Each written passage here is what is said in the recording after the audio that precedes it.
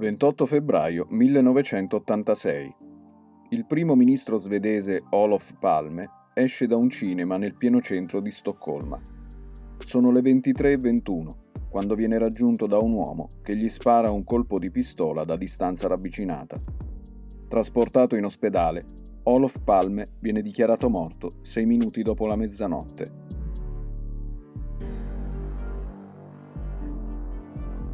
Palme è in politica dai primi anni 60 e fa parte del Partito Socialdemocratico svedese, di cui è presidente dal 1969 fino al 1986. È primo ministro di Svezia 2 volte, la seconda dall'8 ottobre 1982 fino al giorno del suo omicidio. È considerato l'architetto della socialdemocrazia e dello Stato sociale svedese. È in prima linea per la difesa dei diritti umani e nella lotta per la decolonizzazione dell'Africa. È un aperto sostenitore dell'African National Congress di Nelson Mandela, in quel tempo fuorilegge per le autorità sudafricane. È un forte oppositore della guerra del Vietnam e denuncia il traffico internazionale di armi verso i paesi coinvolti nei conflitti, come Iran e Iraq. Ha ottimi rapporti con Cuba e Fidel Castro e con il Cile di Salvador Allende. Quando questi viene ucciso in seguito a un golpe militare appoggiato dagli Stati Uniti, Olof Palme manifesta una decisa opposizione diplomatica al governo dittatoriale cileno di Augusto Pinochet.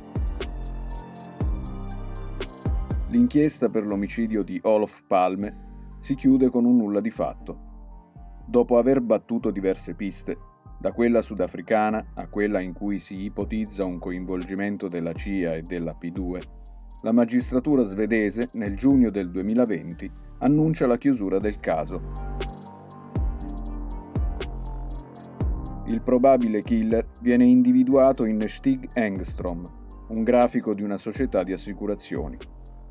Ascoltato come testimone oculare subito dopo l'omicidio, fornisce varie versioni molto contraddittorie, ma non viene mai formalmente incriminato. Engström muore suicida nel 2000.